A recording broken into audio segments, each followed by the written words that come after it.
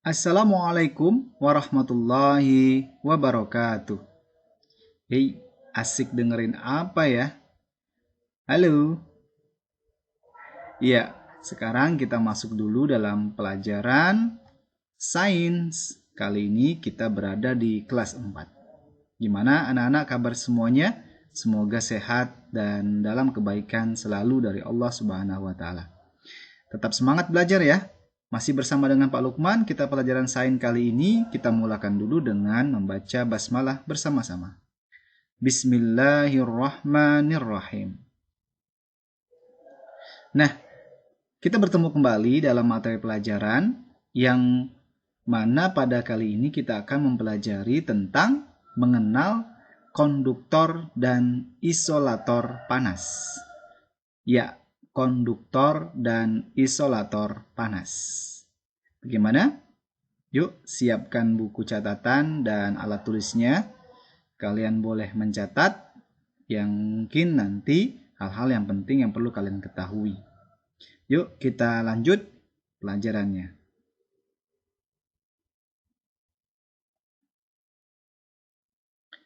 Anak-anak sekalian, dalam pelajaran sebelumnya kita sudah mengenal berbagai sifat dari material benda yang ada di sekitar kita.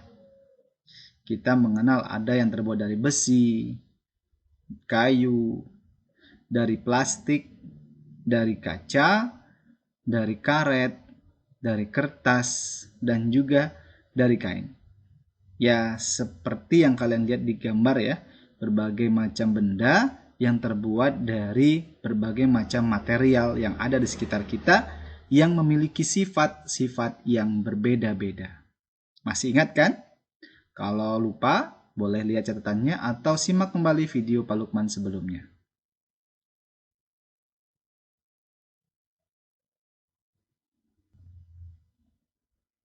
Nah, untuk pertemuan kali ini, kita akan mempelajari tentang bagaimana kita mengenal ada salah satu dari sifat benda tersebut, yaitu dapat menghantarkan panas dan tidak dapat menghantarkan panas.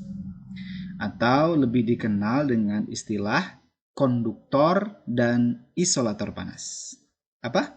Konduktor dan isolator panas. Seperti apa ya sifat-sifat itu? Yuk kita simak. Apa itu konduktor panas? Konduktor panas adalah benda yang memiliki sifat mudah untuk menghantarkan panas. Lalu mengulangi, konduktor panas adalah benda yang memiliki sifat mudah menghantarkan panas.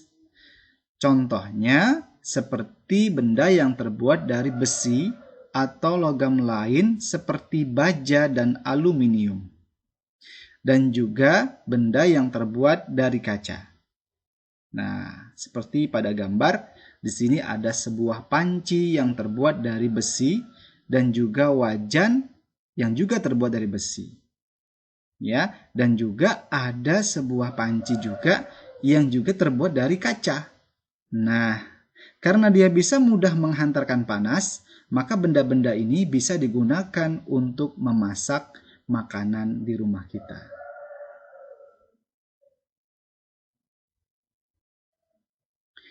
Kemudian isolator panas. Isolator panas adalah benda yang memiliki sifat tidak dapat atau sulit untuk menghantarkan panas.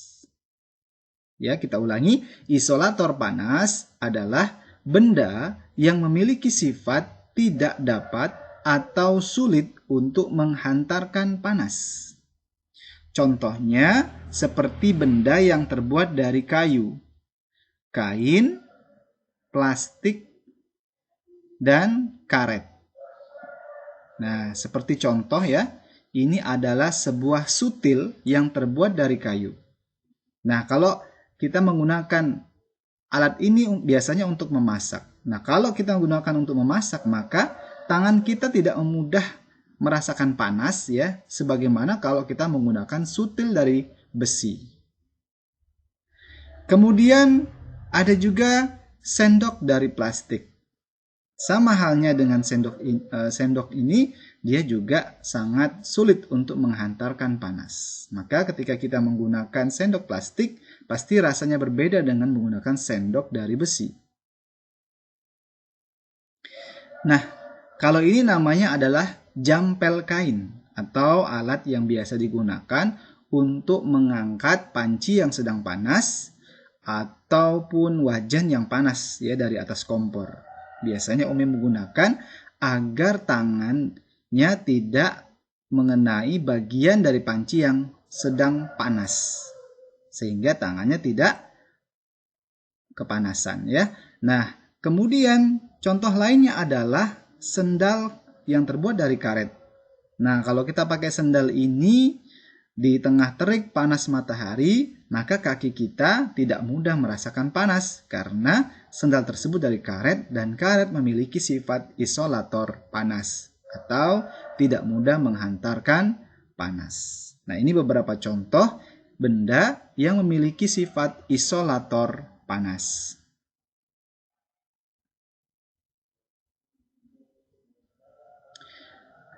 Tahukah kamu bahwa ada benda yang dibuat dengan menggabungkan antara sifat konduktor dan isolator panas sekaligus? Jadi benda tersebut memiliki dua material sekaligus yang memiliki sifat konduktor dan juga isolator. Seperti apa ya contohnya? Misalkan coba kalian lihat panci ini, ya. Panci ini memiliki tubuh atau badannya yang terbuat dari besi aluminium dan dia adalah konduktor. Kemudian dia juga memiliki tutup yang terbuat dari besi aluminium dan dia adalah konduktor atau mudah menghantarkan panas karena panci digunakan untuk memasak sehingga masakan yang digunakan cepat untuk matang. Nah, kemudian di bagian lainnya panci ini memiliki bagian yang terbuat dari plastik, yaitu pegangannya. Nah, plastik ini adalah isolator yang memiliki sifat sulit menghantarkan panas. Kenapa pegangannya terbuat dari plastik? Agar ketika mengangkat panci ini ya tidak perlu menggunakan jampel tadi.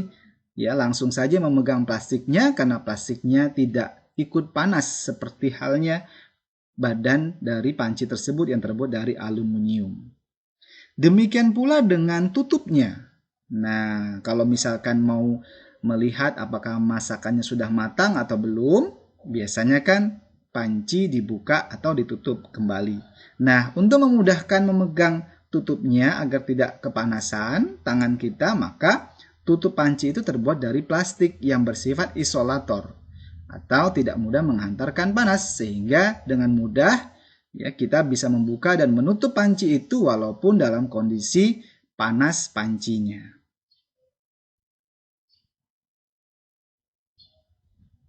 Nah, apa ya contoh lainnya benda yang menggunakan konduktor dan isolator panas sekaligus? Nah, seperti tampak pada gambar, ya, kalian lihat ini adalah benda yang disebut dengan setrika listrik, ya, yang dibuat untuk merapikan pakaian kita yang kusut. Nah, kalian perhatikan bahwa di sini ada dua bagian yang berbeda yang bersifat konduktor dan isolator. Kita lihat pada bagian setrikanya, ya, itu terbuat dari besi dan besi adalah konduktor panas. Sedangkan pada pegangannya terbuat dari plastik, yaitu isolator panas. Kenapa demikian? Ya, karena agar ketika menyetrika tangan kita tidak perlu atau tidak kena panas dari besi setrikanya, sehingga mudah untuk melakukan menyetrika baju. Nah, tahukah kamu bahwa zaman dulu sebelum ada listrik, ya, maka orang juga menggunakan setrika. Setrika seperti ini, ya, ini namanya setrika jadul. Nah, setrika ini pun kalau kita lihat terdiri dari dua bagian yang memiliki sifat konduktor dan isolator. Ayo, apakah kalian tahu di mana sifat konduktor dan isolatornya? Ya, kalau kita lihat pada bagian setrikanya, dia terbuat dari besi. Dan besi itu adalah bersifat konduktor. Sedangkan pegangannya kita lihat terbuat dari kayu, ya, dan kayu memiliki sifat isolator. Kenapa sebabnya? Ya sama seperti setrika listrik tadi, agar ketika kita memegang setrikanya kita tidak kepanasan karena besi yang ada digunakan tersebut sedang panas, ya. Tahu nggak kamu bahwa setrika ini biasanya diisi dengan arang, ya, atau bara yang sedang menyala. Nah, disitulah kemudian panasnya berasal. Coba kalau tidak ada kayu sebagai isolatornya, maka tentu tangan kita akan kepanasan ketika memegang setrikanya. Nah, begitulah kira-kira benda yang dibuat dengan dua sifat material yang berbeda, yaitu konduktor dan isolator. Nah, apakah kamu bisa mencari contoh-contoh lainnya yang ada di rumahmu? Coba kamu cari ya, benda yang memiliki dua sifat, isolator dan konduktor.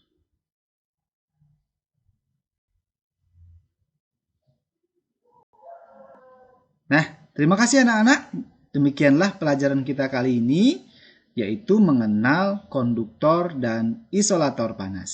Semoga kalian bisa menambah ilmu dan juga pelajaran kita kali ini menjadi bermanfaat. Ya. Oke, itu saja dari Pak Lukman untuk pelajaran kita kali ini. Kita akan melanjutkan dalam pelajaran kita berikutnya. Sampai jumpa. Assalamualaikum warahmatullahi wabarakatuh. Dadah.